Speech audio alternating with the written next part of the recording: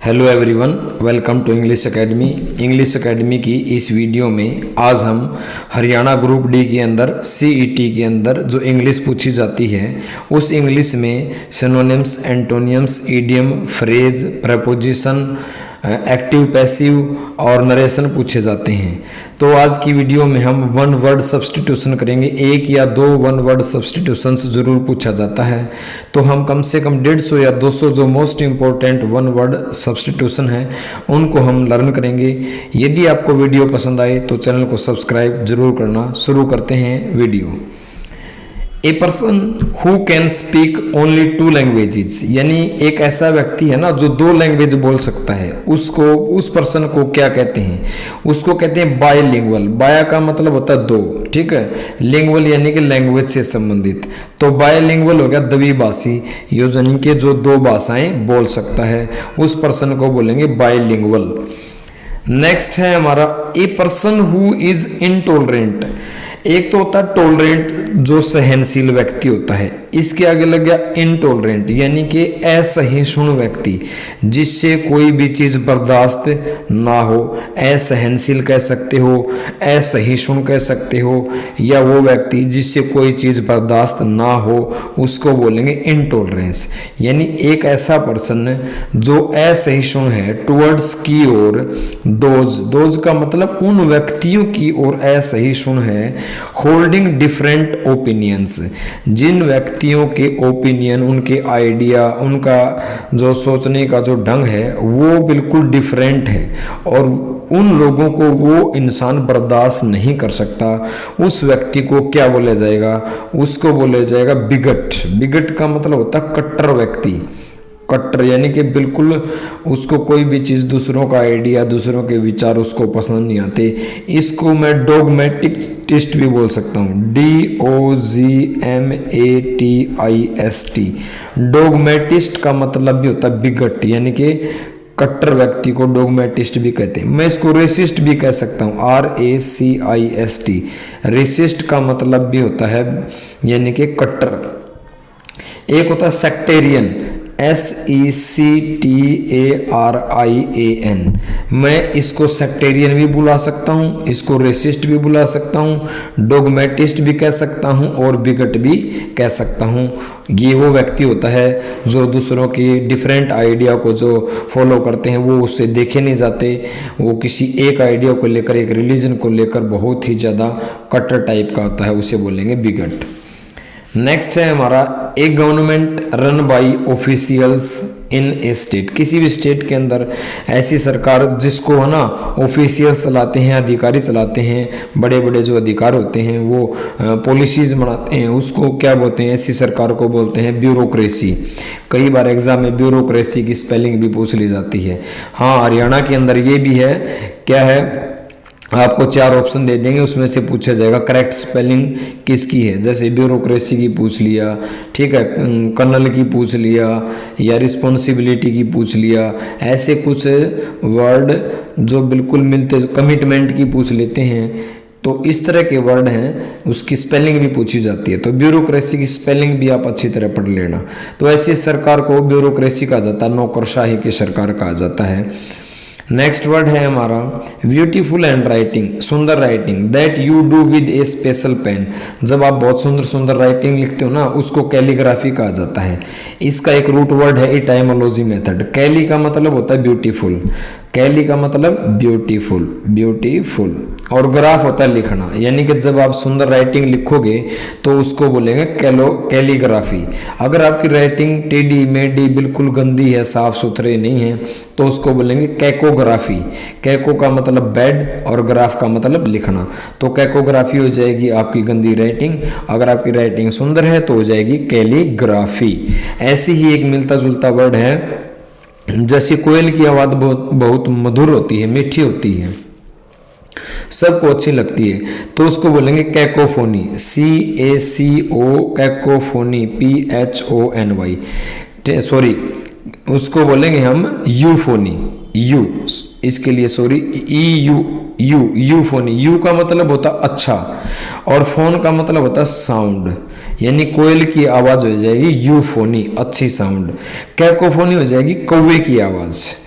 कैको का मतलब बेड और फोन का मतलब साउंड, तो कौवे की आवाज तो हो जाएगी कैकोफोनी, और कोयल की जो आवाज है वो हो जाएगी यूफोनी। यू का मतलब अच्छा, ठीक है।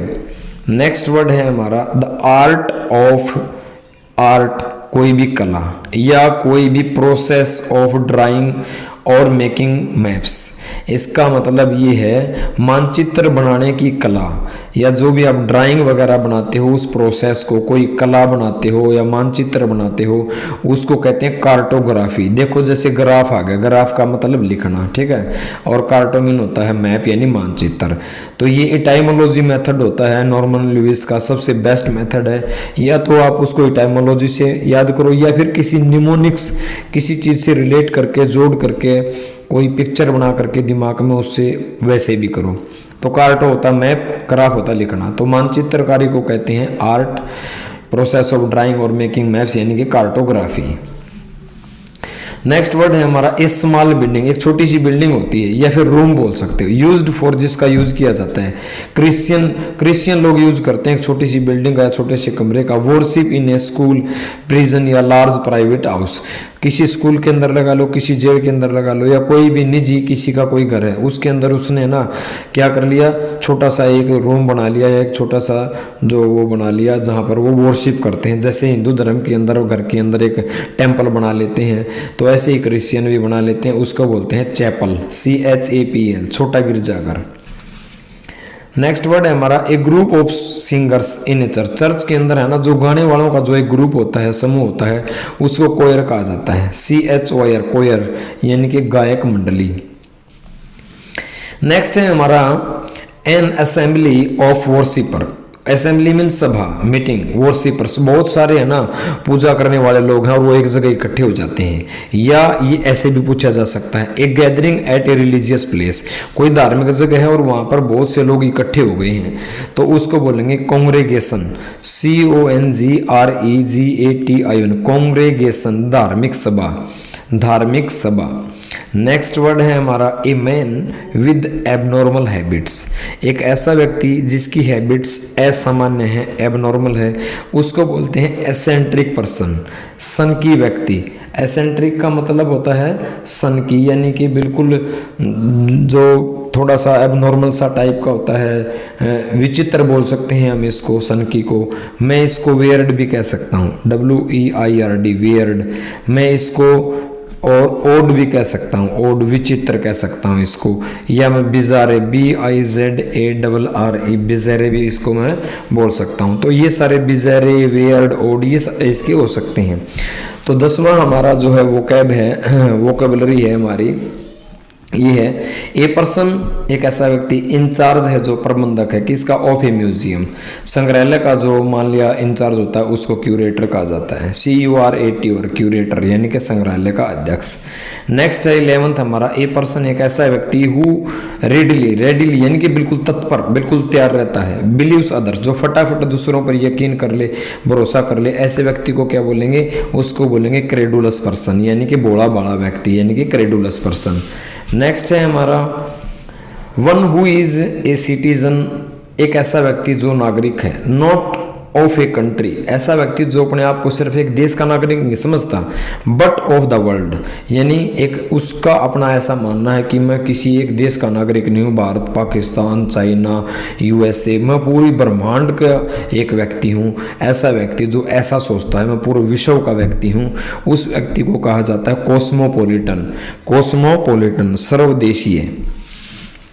नेक्स्ट है हमारा 13th, a person who waste his money on luxury, ऐसा व्यक्ति जो अपने पैसे को वेस्ट चीज़ों के अंदर खर्च कर देता है, उड़ा देता है, पैसे आ जाए तो खर्च कर देता है, ऐसे व्यक्ति को बोलेंगे एक्स्ट्रावेगेंट पर्सन, खर्चीला व्यक्ति, फिजूल खर्ची व्यक्ति बोलेंगे उसको। इसको मैं स्पेंड थ्रिफ्ट भी कह सकता हूँ, SPEND, स्पेंड थ्रिफ्ट, खर्चीला व्यक्ति। प्रोफिलिगेट कह सकता हूँ मैं, PROFLIGAT, प्रोफिलिगेट, या प्रोडिगल भी कह सकता हूँ, प्रोडिगल, खर्चीला व्यक्ति। ये हो जाएंगे इसके सिनोनिम्स। इसका एंटोनिम्स क्या हो सकता है, ऐसा व्यक्ति जो बहुत ज़्यादा इकोनॉमिकल है, ऐसा व्यक्ति जो बहुत ज़्यादा इकोनॉमिकल है, ECO इकोनॉमिकल, इकोनॉमिकल है, किफ़ायती है, जो माइजर है, MISER माइजर, जो कंजूस है थोड़ा सा, जो क्या है फ्रूगल है, FRUGAL फ्रूगल, जो कंजूस है। तो इसके एंटोनिम्स आ जाएंगे, इकोनॉमिकल है जो काफ़ी किफ़ायती है, जो फ्रूगल है, या थ्रिफ्टी, THRIFTY थ्रिफ्टी। तो थ्रिफ्टी है, इकोनॉमिकल है, फ्रूगल है, या जो बहुत ज़्यादा कंजर्विंग है, CONSERVING कंजर्विंग, यानी कि कंजूस व्यक्ति। और 14th है हमारा a person motivated by irrational enthusiasm, एक ऐसा व्यक्ति जो मोटिवेट है, किस चीज के द्वारा मोटिवेट है, इर्रेशनल। रेशनल तो होता है जो प्रासंगिक है, जो सही है, जेन्युइन है, इर्रेशनल होगा अप्रासंगिक।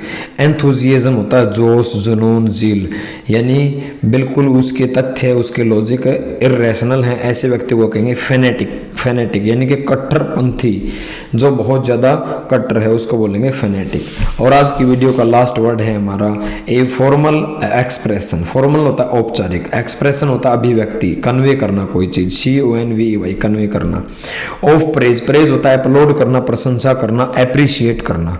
तो a formal expression of praise for someone who has died, कोई व्यक्ति मर जाता है, मरने के बाद लोग क्या करते हैं कि बहुत अच्छा आदमी था भाई, ये था वो था, बहुत नेक इंसान था, यानी वो इंसान उसकी तारीफ में कुछ शब्दों को कह रहा है, उसको बोलेंगे यू मीन अच्छा, यूलोजी प्रशंसा वाला भाषण, उसको बोलेंगे यूलोजी। कहने का मतलब एक ऐसा स्पीच या पीस ऑफ राइटिंग। क्रिश्चियंस के अंदर तो है ना, क्रिश्चियन रिलीजन के अंदर जब उसको ब्यूरी किया जाता है डेड बॉडी को, तो लोग है ना उसको क्या नाम है पुष्प वगैरह चढ़ाते हैं, और उसकी है ना जो फ्यूनरल स्पेस होता है, मान लिया जहाँ उसकी अंत्येष्टि की जाती है, क्रीमेशन का जो ग्राउंड होती है, वहाँ पर उसके सम्मान में है ना कुछ स्पीच देते हैं छोटा छोटा, जो भी उसके रिलेटिव्स क्लोज के जो भी रिश्तेदार उसके क्रीमेशन के ऊपर आए हैं, फ्यूनरल के लिए आए हैं, तो उसको बोलेंगे यूलोजी, प्रशंसा वाला भाषण। तो आज की वीडियो के अंदर हमने 15 जो है वन वर्ड सब्स्टिट्यूशंस किए। यदि वीडियो पसंद आए तो सब्सक्राइब जरूर करना। मिलते हैं नेक्स्ट वीडियो में। Thank you.